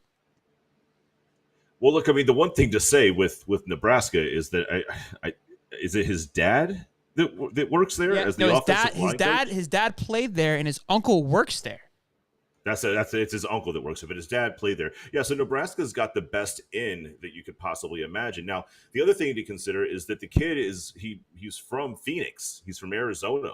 He's closer to USC than he is to Nebraska. So if he's got family, extended family in the area, it's a lot easier to drive from Phoenix over to LA than it is to try to get the whole family up to Nebraska. I don't think that'd really be a big deal, especially when you've got a relative on staff. But man, this is something. Yeah, Whitfong has him at a 6 on the crystal ball scale. But the kid's 6'3", 220. It's just. And he is there's no doubt that he is the number one guy. He's the number one overall. He's the number one quarterback, clearly the number one in the state. That's going to be mind a little you, scary. USC just got Malachi Nelson. Riley can get his claws in this kid. It's going to be ugly for college football. They got Malachi Nelson last year. So they've got a stud lined up as well, too. Nebraska has nobody. Like, you can go and take over the show. I mean, I love how we're really pulling for Nebraska here, but it's just it's wild to see. Who are you going to throw the ball to? Like, I mean, who's out there? Who's going to block for you? Who can run for you? You build around him. You have to score 60 points every time. You know what I mean? Yeah, you build around him. Austin says you also talk about USC a lot more. There'd be nothing to talk about. Anyways, moving on. So Quinn is back to being Poppy, okay? And what I mean by this, I like looking into other teams to see what's going on. So we've got an On3 pass. I do some digging into other teams and read about them. And I wanted to read on some spring notes, see what was happening. Not a single line about Arch Manning. Not a single line. There was 2 things that I read. I can't remember who their backup name is at the exact moment. Can you look it up for me real quick, Steve? Yeah, sure. The Texas Longhorns backup. But a lot of it was about Quinn Ewers kind of finding his position, looking a lot better coming off of last year. It just talking about how well he's performing. And I read another article. It talked about, obviously, with Quinn and then the backup who is now taking second reps. I think he's coming off an injury. But he basically came right in and has already fit into that second slot. And it was almost as that noise about Arch versus Quinn was just a media kind of just conspiracy jumble. And that's what we talked about last time. That's exactly what we said. It was like, it feels like it just is being forced because it's a fun conversation. I just don't see Quinn losing this. And I got a lot of flack because last time I thought Quinn was a sophomore. He is a junior. That his Ohio State was his first year. It felt so bleak that I didn't recall it being his first year. People let me know that I was an idiot, as they should. But it is good seeing that Quinn does have his job, rightfully so, locked in. Because I'm excited. I'm beyond excited to watch Texas football. I really am. It just, to me, it's something that it's been a while since they've been back, and it scares me because they're coming to the SEC. But Quinn Ewers is something special to watch. And they even said, look, even though Arch is right now look like he's third on the list, is still just ready to rock and roll. Who's that second quarterback there, Steve? It looks like they got Malik Murphy. Malik. Is there? Yeah, it was an M. I just couldn't think of his name. Yeah, and look, I mean, he's 6'5", 235. I mean, we all know that size is great when it comes to college football. Like, if you're a freak of an athlete on the field, you can probably do some pretty good things, but that doesn't mean you can be consistent. Look, you look at Texas, and if Quinn doesn't go down in that Alabama game, I don't see how Alabama wins it. I really don't. But I mean, you've got Quinn Ewers. The guy is clearly out there to play football. He came back from a broken collarbone, I believe, which is a really, really difficult injury. If you've ever sprained your collarbone, you don't want to even lift your thumb. And then you got Malik Murphy there. So the fact that Arch Manning isn't coming in with the traction as potentially starting that everybody thought he would, it just makes football sense. It just makes good football sense. Again, if there's a lot of noise in the system, if Texas comes out and gets off to a very, very flat start, even if they're winning, but they're winning ugly, you could start to see some noise. But it just doesn't look like even if Quinn isn't the guy that Arch Manning is going to propel himself over Malik Murphy, barring potentially an injury or something else that you can't predict. It's still early. The spring game's really going to stir things up some more when they're able to see all 3 quarterbacks throwing in a game setting. That's going to really just set the thing on fire if it looks that case. But yeah, it makes good football sense, but it also shows that quarterback room is something special, and it's going to be special for a little while now. And I know Sarkisian doesn't have a lot of love coming from him right now. I was on the Hall of Fame podcast with Jason, and he's a big OU fan. He was kind of ragging on Sarkisian, saying he's not really that guy, but the guy can recruit. and he is recruiting. So that's just something to be said. And he's got a good lineage. I mean, he was at Washington. He made Washington respectable. He went to USC. He was a drunk, right? He got a little loose in LA, which, you know, let's be honest. He fell. It's LA. He fell victim to there's no fans to watch it happen, anyways. Nobody watches those games out there and at the Coliseum. So where is it fine. Again? Is it in the LA? Okay, yeah, I've never heard of it. But then, you know, he gets picked up by Nick Saban, and he goes to the home of wayward boys, where Nick Saban revives every coach that's ever had anything gone wrong. And he's done well at Texas. I don't think he's not at Texas level yet, but I think he's good enough to get Texas back to where they're competitive every year. And that's the one thing for Texas that they haven't been. They haven't been competitive every year, not consistently. They've had a good year, but they haven't been competitive every year. And that's where Texas expects their coach to get. I think Sarkisian might be a little ways off from getting them to national championship level or even consistent playoff level. But I do think that he's the coach that can make them competitive year in, year out to push for that one maybe year where everything comes together and it can get them into the playoffs and maybe even push for a natty. I love it. I wanted to go over something here, and again, I know I kind of get a lot of flack with Dion stuff, but I want to at least. Sweaty's roasting me. Huh? Sweaty's roasting me. He didn't like me forgetting where the where USC was located. It's all he's rowdy. He's rowdy up. Real quick, and some of you that hate me when I talk about Dion probably want to stick around because you're going to enjoy this. So again, I kind of poke around other colleges that I like to see what's going on, that I care to see how they're moving along. And Colorado hasn't had an article in like 10 days. A new football article in about 10 days on On3's site, mind you. And I'm going to double check here before I pop off on a tangent. Their last article was 3/15, so not exactly 10 days. About the wrong sock. The wrong sock. Before that, there was nothing. Mind you, football for them is spring football has started, and we see how Florida, there's a ton of content. This is something that I speak about, too, about what Coach Prime, he's pumping out his own organic content. But it's interesting to see that nothing has been said about their, just what's happening in spring ball. And I was like, is it due to the fact because his son is literally just throwing everything out there for people to consume? The beat writers have nothing to write about or to talk about because there's no special access? Is Dion not giving them access because his son's taking it over?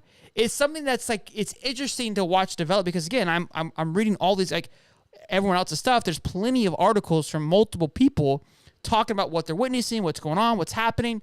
Nothing. And when he came out to the field with his cowboy helmet or hat, everybody was going berserk, right? So it's just very interesting to see like this kind of unfold here. Could it be because Colorado has been relevant? They never had a beat writer, so I don't know, right? It's just it's. I'm fishing here, but it is. Well, what about this? What about if it's because now that practice has started, there's a different level of focus, right? Everything up to. No, but these are beat writers. These are beat writers. Know, but I mean, go look at Florida site, bro. There's an article every 5 minutes about Andy Jean and his route running ability and just the process of Armstrong. And it's not like, sure, we've had new coaches, but it's not like they don't have anything to talk about. You've got Shador Sanders, you've got Travis Hunter, you have a slew of talent that Colorado would love to hear about, and not a single article has been written. But do they love to hear about it? When's the last time a beat? Okay, let me take a step back even further from that. When's the last time Colorado even had a beat writer? Go look at his son's views on his channel. People want to know about it. That's completely different. He's not a beat writer. He's not working for the Colorado Tribune. I understand his job that. is to go out and follow. But so that's what I'm saying. Like, if you take away, you look at Florida. Florida has guys who have been following the University of Florida, even up in Jacksonville, sure. Orlando. They're beat writers, but there's nobody who's been following Colorado. No, football. I agree. If it wasn't for Sanders' son pumping out all this, there'd be nothing. There wouldn't have been any content. Well, anyway. That's the question. Is it because he's pumping out all this content that's where the gap comes in? Like, I don't know. I wasn't watching Colorado football last year that closely to see if there's anything written about it. It's just nobody's been watching Colorado football for the last decade. It's like the chicken and the egg right now. You know what I mean? But how do you, if you're on 3, how do you not send somebody out there to go, this is your job now? You know what I mean? Like, because On3 has contract writers, right? They have like, so hire one, Steve. I don't know. Nobody cares. You're defending. No, people care though. That's where I think you're wrong. People care. I think you're wrong. But I mean, they have a guy who's taking care of that. There's guys writing about the recruiting. It's just not the spring ball. That's all. Yeah, just not the spring ball. Yeah, I give you that. Does FSU have a beat writer? Adrian wants to know. It's Steve. Oh gosh, yeah. It's warchant.com. For On3, it's warchant.com. They got Irish FL, Gene Williams, Michael Langston that does all the recruiting stuff. Like On3 contract. Nobody cares about FSU football. Look at those guys writing for it. Warchant left the Rivals network and they went to On3, and then the other Seminole site that I never really paid much attention to because I didn't like it all that much. They got picked up by Rivals. It was Noel Game Day, I think. Oh, it was the old 247 site. So then they got that, and yeah, they're covered in beat writers. There's like 15 microphones in front of Norvell area. So I don't know if you guys know this or not, but Slam Ball is back, and I'm not talking about your mom. First of all, great title there. But do you guys remember Slam Ball? I had to remind Steve what Slam Ball is, which is impressive because I'm old, and I was like, wait, what? Yeah, like Slam Ball, like is like Steve. It's when they're jumping around, doing all kinds of nonsense here. Let me pull this up here so you guys can see what I'm talking about. Let me get old Stevie brought up in here into the chat. Let me get them all razzle dazzled there for you, boy. Just real fast while you're doing that. So I went back and I watched a couple of highlights of Slam Ball. Okay, this is the old school, like back when it was around in the early 2000s, right? And I know for like, a spring chicken like me, who's in his, mid 40s, 2000 doesn't seem that long ago. For somebody like Shelton, what were you in high school? Maybe no, younger than college? That, dude. Younger than that. I think I was like in middle school. But the one thing I will say about Slam Ball, which I completely forgot about, is everybody thinks about old school Slam Ball as the trampolines. No. Slam Ball had a part in between the trampolines that was more like a solid basketball court. And these dudes were able to hit you like a linebacker. You didn't have to dribble. They would just flat knock you on your ass. And I went back and watched some of these highlights, and it was unbelievable, some of the hits these dudes right made. Here. It's just amazing. So this is why Steve is great to have on the show. The guy is literally like a history book. Okay, the guy was there when Jesus wrote the first Bible. Okay, I know Jesus didn't write the Bible. Just stick with me here. Okay, that's how old this guy is. This guy, how about that? Yeah, this guy has been here forever, and I could just spew something. He's like, oh yeah, I was there. I remember. But I'm pumped for this. Apparently, how it's going to be held in Vegas. There's going to be 6 weeks of regular season and a week of playoffs. I'm like, where do I sign up? How can I play? You know what I mean? Like, shit's going to be fired up. I love it. I think it's incredible. I think it's great. YouTube and just do like can you do a Slam Ball highlight? I don't want to get flagged. Yeah. I was going to, but them Slam Ball guys, they're kind of little rats. I will say though, in this era and I think this is why that whole slap thing with Dana White's been doing very successful because of TikTok, because of short form, consumption. Just like Savannah Bananas, you're able to really promote that. The issue with Slam Ball before, it's a very exciting, flashy, fun sport. But are you going to take a Tuesday or a Saturday to go watch it? No. But if it flows into your feed, you best believe I'll take a minute to minute and a half to watch a recap of a game. And so I think in this day and age, it is going to be electric. People are going to want to consume it. And the more it gets consumed, the more you're going to be likely to tune in. Like, for example, the slap thing with Dana White that's going on right now, like he invested in where you slap the shit out of somebody. I don't know if I would tune into slap, but I'll watch the minute and a half short, 2-minute version of it on TikTok because it's like, oh shit, well, I'm here. You know what I mean? So I think it's going to be great. I'm excited for it. Well, the other thing is, like, back when this thing first came out, there was no live streaming platform. Like, there was no Facebook Live. There was no YouTube Live. You didn't really have the ability to get it in front of people. So now that, you can literally, like a couple of knuckleheads that maybe started a sports talk channel on YouTube, you can get your product out there in front of a lot of people, and it can get a lot more traction a lot faster than it used to be able to back in like 2000, 2002. I love it. Look at Harrison. He was in 2000. I was 1 year old. Like, you were born in 2000, bro? Damn. I just did the math. You should probably be in bed, son. I love it. I'm excited for it, boys. Yeah. I'm really fired up for that. Speaking of balls, Another shout out to Manscaped again. They now sell beard products. That's right. They're once again revolutionizing men's grooming with a brand new beard hedger. From a beard trim to a fresh shave, the technology behind the beard hedger allows you to shape your signature beard look. Now you can finally use Manscaped products to make your drapes match your carpet by going to manscaped.com and using the code HIGHTOP for 20% off and free shipping. Did it again, boys. Gosh. Just got a little gold clean set of balls. Manscaped's been taking care of downstairs Stephen Land. I'm not gonna lie. I fire that puppy up. Steve got that dog in him too, lady. It's got a full blown engine on it, man. I'm gonna take that thing down to downstairs Stephen Land, and then when I'm done, I might go out there and mow the yard. That thing it can do anything. It can really just give it a shot. Take a shot at it. I love it. Oh boy. I love it. Steve, can you talk about your balls for a few minutes? I have to piss like a racehorse. And I know. Oh man, to go over. Yeah. As a matter of fact, I'll talk about this because last week we both got into a situation, Shelton and I, where we're doing the cast. We've been going back and forth for a while, and look, it starts to get a little late. Look, I'm old. It's not a going problem; it's a growing problem. If you know what I mean. And I didn't have the couth that Shelton just did, where he was like, I got to get up and take a piss. So I made up some bullshit excuse about how I had to let the dog out or some nonsense. When really, in all reality, I was about to explode. I mean, but below the desk here, that you guys may be able to see on the camera, I'm over here doing the pee-pee dance. I'm shaking my legs. I'm like rattling the camera to the point where I can see it. Oh man, we were both dying. So. Look, I'll give Shelton a little bit of a hats off here for just being honest with the cast. You guys got to get up and take a piss. We've been on this thing for a while now. We kick off 8:35 every Wednesday. In case you're not used to this show, every Wednesday 8:35 we go live here at High Top Sports. Ricky Husey, I see you. What's up down there, big boy? Trip Flemma. Slam Ball was on Spike TV, yes, but Spike TV was on about 1% of all cable packages. And when I say packages, I believe that everybody should go to manscaped.com and use code HIGHTOP to get 20% off. I just used my my performance pack to shave my balls real quick. That's what I was doing. I was feeling a little chafed.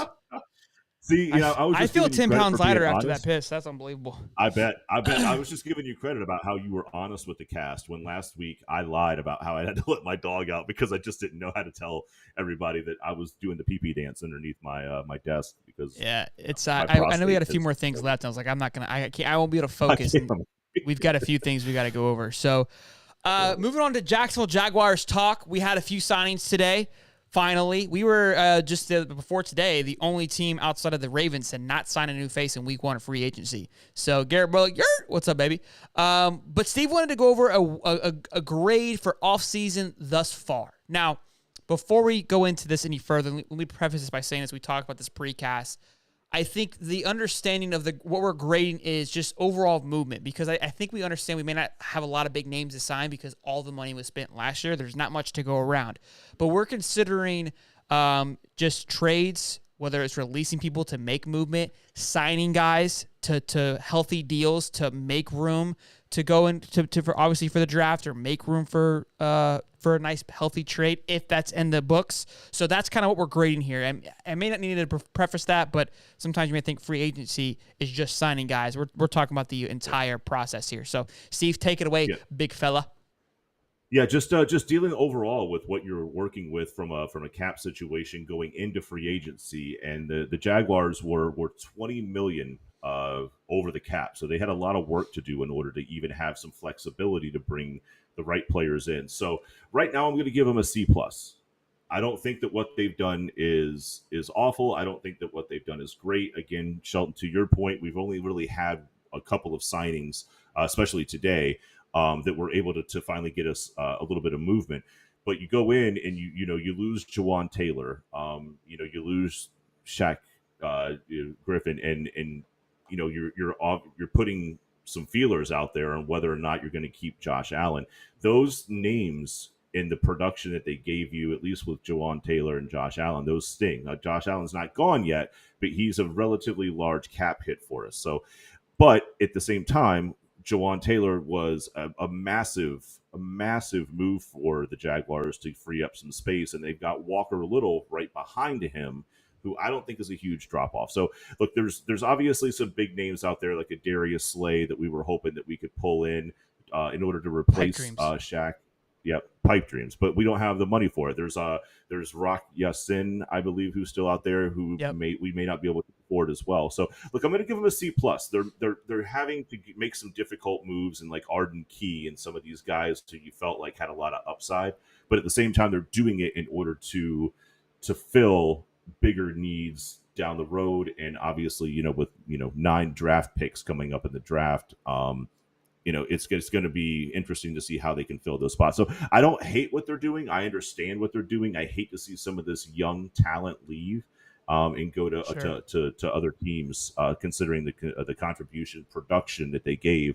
But I understand why they're doing it from a business standpoint. So I'll give them a C plus overall with the additions. I'm kind of in the same boat. I think, look, like not being able to take advantage, and obviously losing Jawan Taylor is tough. But they kind of handcuffed themselves last year is the real issue, and based on what they're able to maneuver with, you can't really hate on them too much. There's still some time left. I think the Ingram move, right, putting the title on him, kind of pushing that off for a little bit, allowing them to maneuver that contract was a smart move. And then the additions today, which we're going to get into in just a minute, we're big in my opinion, and we'll kind of go into detail of why each one has its importance. And again, there's not going to be any splash. The draft is really going to be where they're able to take over, and maybe we can slip in a trade here or there. This is what Muddy is great. This is a fun subject to talk about. We obviously talk about the Derrick Henry thing, but he says no one's talking about this. But if you're Jacksonville, would you call up LA and offer a few high picks for Aaron Donald? They just traded Ramsey for nothing. They're about to rebuild. Now, I don't know about Aaron Donald. I think he's on the way out. Could he have one more year? Maybe, but he was talking about retirement last year. But again, this is a process that I keep talking about, this thought process of somebody like an LA, and again, who is in that rebuilding process, where they'll shovel out something for maybe a little bit here. But I think I would say no. I don't like this trade. I think the draft is where you're really going to be able to build. Now, if it's future draft picks, maybe. I wouldn't want to give anything away this year. I think your picks this year are extremely valuable. I would like to honestly trade maybe a mid to level guy for some more picks this year to really help out, especially with the cap space situation. But and Aaron Donald, in my opinion, I think he's great. I just don't think his heart's in it. It's not, to me, you could have the same vibe as like a Von Miller, when Von Miller came from the Denver to LA and helped catapult that defense. I don't believe Aaron would do that for the Jags right now. Yeah, I mean, he would be a big name, but I don't know if he would be a big impact. Look, I mean, the guy's great, but how much more time does he really want to spend in the NFL? I don't see it. I don't know if the amount of money that it would cost to sign him, even if it was a 1-year tender, would be worth the production that we would get anyway. Especially considering we're looking to make some long-term moves, cap wise. I don't know. That one seems like, look, I would love to have the guy. He's an absolute beast, and he's been a beast, for going on close to a decade. But the return on investment seems like it'd be adverse to what we see as the model of personnel so far.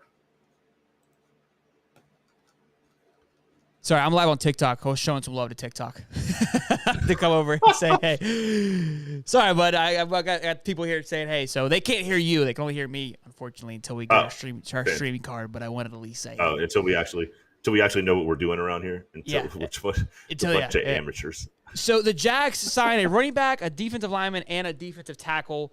The Endrick Johnson is a running back from Cleveland.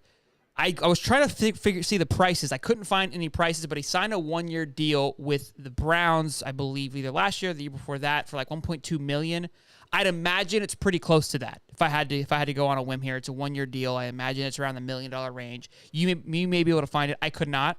But great pass catching running back. Great addition. When Nick Chubb went down, he was averaging about 5.4 yards a carry. So somebody has some slouch coming in here, and I think it helps with the depth, and it allows for the Jags to not focus on a running back in the draft, even though they may get one later on in the round just for more depth. But we've got Hasty that we also signed as well. So 1, 2, 3 running back room, very healthy running back room now with this addition here, especially with the loss of James Robinson last year with trading him. Obviously, Trevor's still the guy, but he definitely needs a guy to keep those legs fresh. I was hearing comparisons to, I believe, Jamal from Detroit comes in on the goal line, a little bit bigger, a little more stout of a running back. Obviously, may not get a lot of yards down the field, but come in and just kind of eat up a lot of fantasy points, catch a lot of balls out the back. So for your fantasy boys, something to keep an eye on. The D-line and DT pickup were obviously just a death pickup, which is, look, it's important. That's what we're going to see a lot of, I think, of nothing too flashy. And that you can kind of maybe move that grade up a little bit because it's not a flashy pickup, but it's something that's needed, and you have to have it. So.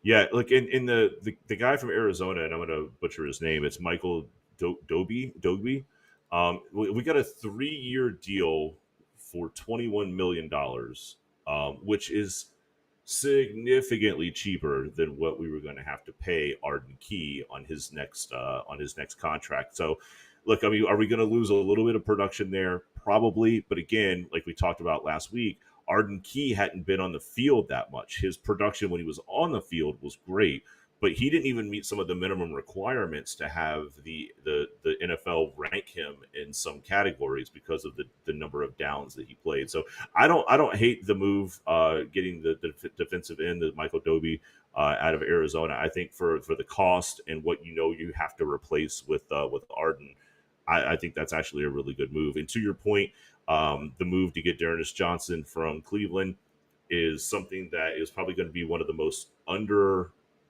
underrated free agent signings that the Jags do.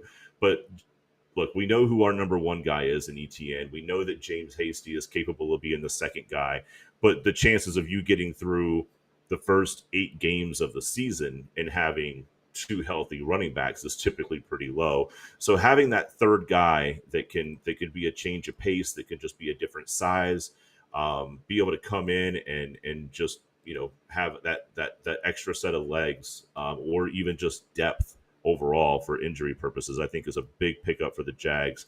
Again, it's not going to be a headliner or anything like that, but I think D'Ernest Johnson is going to be a quiet, very, very solid pickup for us. And then, of course, we've got Henry Monroe out of New York at the defensive tackle spot, which defensive tackles go down left and right because of all the chaos in the trenches. So you always need depth there.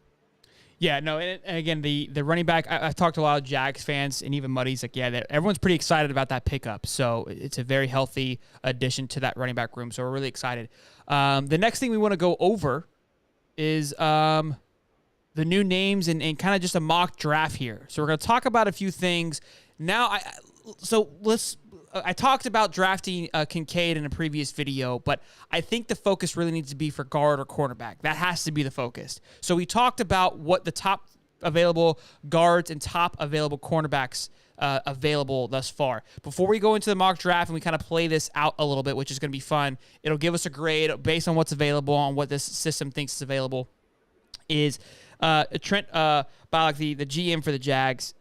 So he hasn't drafted. The last time he drafted a guard in the first round at 17 was with the Niners in 2010, where he drafted Micah Lupati, I believe is how you pronounce his name. And he's big on the raw score, right? Which is basically the relative athletic score in size and all these measurements. That's how he decides how he picks these guys.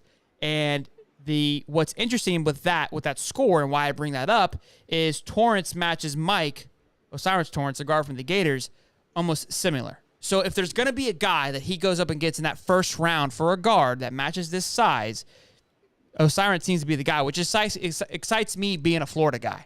Okay, so that's something I wanted to bring up. But let's go ahead and go to our draft board here, and let's start talking about it, and go over this really quickly here. Whoops, let me move this up here for just a quick second. So we wanted to go over best available, right? So I'm going to go ahead and pick the Jaguars here really quickly so we can go ahead and get into this and get started with it, into that draft. But top 3 cornerbacks, your boy Porter was number 4. So obviously he's going to be high on the list. Who else do I have here for cornerbacks? Who did you have? Did you have any? Obviously Porter. I've been big on him the whole time. I think he's going to end up being drafted a lot higher than what we can get unless we make some moves. But there's also out of Maryland. His name is Deontay. Where'd he go? I had him here just a second ago. Deontay Banks out of Maryland. He's a corner. He looks like he could fall right around the area that we need him, around the 25th pick. Look, I mean, in a perfect world, if we can get Osiris Torrance and Joey Porter by trading up and moving around, I'd be super stoked with that. I'm not gonna lie. But so we've got I've got Porter up there. I've got Deontay up there, and then this Witherspoon kid out of Illinois. He just seems a little undersized for me, but he's getting a lot of traction from some of the different mock gurus out of Illinois. He's 6 foot 181. He just feels like he's going to get pushed around by any of could you imagine this guy up against like DK? I don't know. I just don't see that happening very well.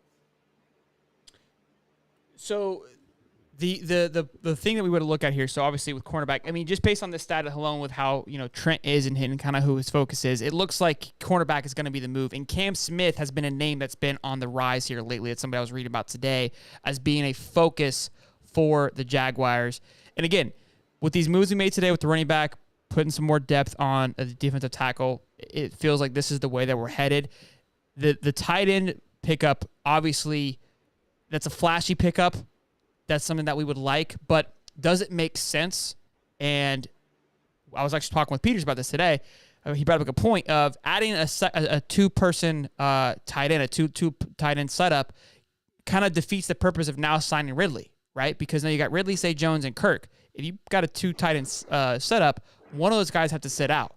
So if you don't go and get Ridley, that tight end position makes a lot more sense. But right now you're kind of just you have a luxury in that position, and you're just overfilling it. So it doesn't seem as necessary as maybe it once did. And I think we had to kind of, obviously, again, it's that flashy pick. It sounds really good, but is it really needed? And if we want to win now, is that the way to go? I don't think that it is. So to be fair, I think if we're sitting in this position, I'm thinking Cam Smith's going to be the guy. I know Deontay Banks, they have him at an ADP of 22.7. You could probably go either way. What are your thoughts on that? No, I like that. I think with just basically what we've done already with beefing up the defensive line, and then obviously getting DeErnest out of Cleveland. I like that the DeErnest move right there may very well eliminate us even having to consider a running back in the draft. So that's a big, again, it kind of goes back to why I think that's a sneaky good pickup. But yeah, I agree with you on that one. I think we could see. I almost want to take Deontay Banks because I've done this a few times and I haven't seen his name, and I know it's going to give us a grade. So let's just, for the grade's sake, obviously I know that the scouts are looking more into things, but obviously with a rank of 18, ADP of 22, that's higher than what we're drafting. I'm going to take the Deontay Banks situation here. Deontay, I like that. Yep. For quarterback, which now leaves us at a guard/tackle position for this 56th pick, right? So now we're looking at what's available here. Let me go ahead and bring these guys back up. Oh, whoops. On what's best available. So Luke Weipler, I want to say that's been a name that's been brought up a few times. So if he were to fall that far with an 82 overall, I feel like, it's a center, though. We're looking for more of a tackle and a guard. Tough here. Matthew Bergen, maybe. Again, this is where I don't even think these guys fall into that top list of tackles here. I got a list here. Roderick Jones. I don't see any of these names for that list. Matthew Bergen was at Ohio State, and DeJuan Jones, I believe those guys were available, no? Yeah, Matthew Bergen was. So they got Matthew Bergen as a top tackle. So let's go ahead and take him there. Obviously, he is first, and let's see the grade that we would receive. Just so you guys know, I did one previously. I took a tight end first. Got an A for our cornerback grade, and then a B for the tackle there. I think, obviously, like you said, adding a cornerback in this league that we're headed to with the wide receiver talent is extremely important. And obviously, blocking the kid and T-Law is high a priority. So if those are our 1-2 picks, I don't think any of us are going to be upset. This tackle position could switch. I do want to run it back one more time to take Torrance, just again because of how that falls. And let's see. I think obviously the grades are going to be a little bit lower just based on how many times I've done this and played with it a little bit. Yeah, I mean, look, the guard position isn't going to get the flash. It's not going to get the overall athletic score that you're going to get from one of the skill positions on the defensive side, so that makes sense.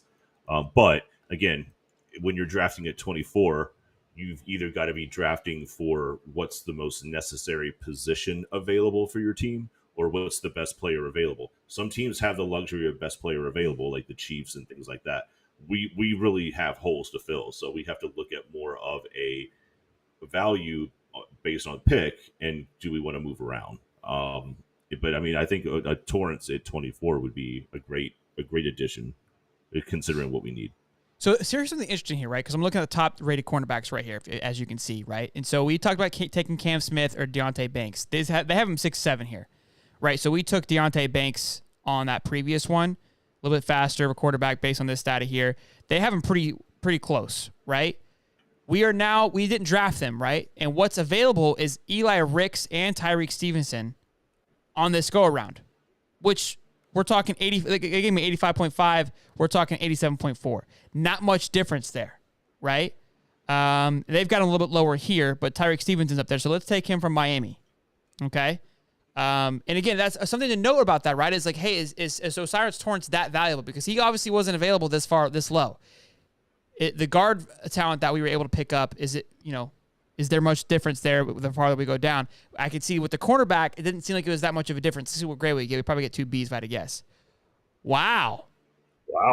Now, is that A+ because of how late we got him? I'm sure that has a factor to it. Yeah. But I like that. I would have to think that's the case. I like that a lot. I like it better than the last one, to be honest with you. I like that better too. I think maybe let's just look at the cornerback depth of what we have going into this whole thing. So you've got Christian Gonzalez. I like this report here. I mean, I like that. That wouldn't hurt my feelings at all. You've got now Eli Ricks is 6'2" with a 4.49, 4.4. Tyreek's a little bit faster, but you got some height with Eli, which is nice. I mean, we could have taken him as well too, but obviously that particular system had Tyreek much higher. But we're talking 2 position difference for a whole round, where obviously Osiris, according to this one here, is the number 1 interior offensive lineman. So we get the number 1 guard in exchange for the 9th player versus the 7th player if we were to take him sooner. Something to think about. Yeah, and playing chess, boys. That's good. It's going to come down to what's available. If Torrance is available at 24 with the depth that I'm seeing at the quarterback position, then I think you risk it. I don't think that we're going to get Joey Porter. If a Joey Porter is available or Devon Witherspoon's available, I think you go after him because they're one of the top flight guys. But if you miss on any of those guys or they're gone, I think what you have the ability to do is to go get the best interior offensive lineman in Torrance. And you've still got so much talent sitting out there at the corner position for you on your second pick. Got options. You can still back that up. Yeah, you can back that up really well. Maybe they should hire us. The fact that we haven't had our phone ring, maybe our phones have been ringing while we're on this show. And I have mine on. You were probably on TikTok. I'll check it. You were probably on TikTok. That was rude. Yeah, draft is 3 weeks away, boys. So it's gonna be exciting. I'm gonna be fired up for draft night for sure. Muddy says my dream is Jalen Carter falling. I remember. I mean, he didn't look good during his pro day, man. I don't know how I feel about Jalen Carter. You got issues off the field. You look like a slouch on pro day. Like what?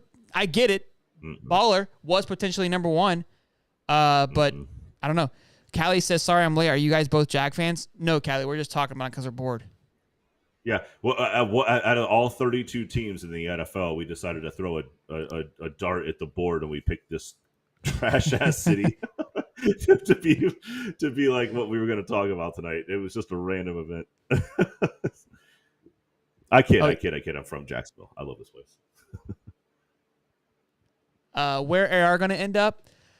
I don't know, man. That quarterback scenario is the spicy one.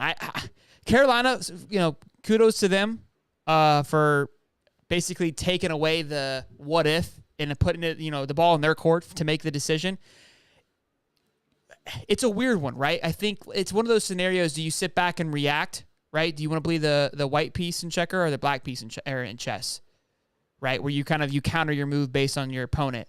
I'm more of I like to react sometimes because I think sometimes you're for me anyways, my ego and excitement can get ahead of itself with the quarterbacks that are unless the Panthers see something, more in a certain quarterback and they're like, we don't want to miss out on this. But it felt like it was, let's go ahead and get the first pick so we know who we're picking out of versus we may not know who we get, right? How I look at it is like, if you get Anthony, Bryce, or CJ or Will, are you really losing? I don't see the gap that much of a difference. That's my opinion. Could you get stuck with one guy that's the least of all of them? Yeah, I think the hype that was behind Bryce and CJ, if you really wanted Anthony, I don't think you needed to trade up for. If they go and take Anthony, I feel like they may have overshot their shot. Could be wrong, but Chicago wasn't taking him. I think it probably would have fell to number 9. But yeah, I can see that. And look, it's such a fast-moving scenario here, and there's a bunch of talent at the quarterback position. It's just we're gonna have to watch this one play out. This is gonna be one of those scenarios that we can all make guesses, we can all make an idea here, but it's just none of us know. None of us know. It makes for a phenomenal draft night. It makes for such an exciting draft night. Obviously with Trevor, it wasn't exciting. It was exciting for the Jags, but it wasn't exciting. Last year was a little bit of excitement with Hutchinson and Jalen. That was a reason why Trent, by the way, didn't go with Aiden because of his size. He was like, he would have drafted maybe 5th. It was a size thing for him. So that one was a little bit of whatever. But this one, a lot of options available. And whoever goes is really going to shape out the rest of the draft because it's going to determine. You guys are saying Seattle's going to take Anthony. If Anthony goes first, does CJ go to Seattle? Does Will go? There's so many that the butterfly effect from this draft is going to be so exciting for the next 3 to 5 years because of the quarterbacks that are coming out of it and because of how many teams need what's the word I'm looking for? Need a franchise quarterback. Thank you, sir. Yes. You and I have been doing this a long time together here. You saw the words trying to trickle out of my mouth. Yeah. I saw you stumbling a little bit. I'm the wind beneath your wings there, cowboy. There it is. Well, I mean, I think it's safe to say an hour and 50 in, another phenomenal show. Almost 100 people still hanging out with us 2 hours in. I don't think you could ask for anything better than that. Just wanted to say I thank you guys for always being here on Wednesday night. Really means a lot. Sometimes when you go to click record, you don't know if everyone's going to show up or not. Right? So the fact that people keep showing up week in and week out lets us know that we're doing, I guess, a pretty damn good job. And we appreciate it because there could be a time when we click the record button, it's just Steve and I again. So that's a lonely world. We've been there before. I'd prefer if we didn't go back to that. So you guys coming out here, what's up? Dave's still here. You guys coming and hanging out with us each and every Wednesday really means a lot. I'm excited for football season because I know when football season comes around, we go live a lot more, if not every day, just because it's just constantly moving. And this football season, I'm talk about it. Yeah, we're just so pumped about it. Yeah, last football season, it was our first one, and it was almost like, I don't know how to say it. It wasn't underwhelming, but I would play the wait game. I said, let's just see what happens, and we react. Love what we did. Wouldn't change it for the world. But now knowing how things played out, what we can take advantage of, how we can capitalize on things, going into this season, full guns a-blazing, ready to take advantage of content, creating content, going to places. It's going to be exciting. Get on the train, boys. Get on the train. We've been talking about it all off season. Again, to your point, like we didn't know what we didn't know. But this time around, we know, and we are going to make it one hell of an experience. And we want everybody who's still with us here and everybody who's already been on tonight that maybe hopped off and goes back and watches some of the clips. We want everybody to be a part of it with us. So look forward to an amazing football season and everything that we can find to jam pack into it from now until then. So stick along with us, guys. We love you guys. To me, Black. And look, we're going to learn stuff this upcoming season too, which is going to be great. Thank you to everyone who donated tonight as well. Cam for the freaking $200 donation. Cam, that was amazing. Incredible. Yeah. Cody's still here too. Good to see you. Muddy's still here. Muddy went for the long haul. Usually Muddy bedtime's like 9. He was in on the Jags talk. Yeah, he's a Jags guy. Good to see. So good to see. What happened here? We got Audra just got her wings. My mom's still here. Audra. What? I had a little random phone call from Audra this week. Shout out to TikTok too. We've been live for almost 2 hours on TikTok. There's been like 5 people in there, not knowing what the hell's going on because they can't hear the other side. But shout out to them for just hearing me talk. You know, I mean, you gotta give credit when credit's due. So they're just sitting you sit back and like be quiet while I'm talking sometimes, huh? Yeah, they're like, what the fuck did I just tune into? Boys and girls, ladies and gents, you guys are incredible. Keep smiling, have some fun. Friday is almost here. Just turn that frown upside down. March Madness resumes this weekend. And until next time, I'm Sheldon. And I'm Holly. Boogity, boys. Love you guys. Finally make a move. I think of you and all the shit you don't do. Well, I'ma make hella sure that I don't become you. I have no regrets, yeah, I'll tie up my chest. I'll never forget what it's like to be in debt. Been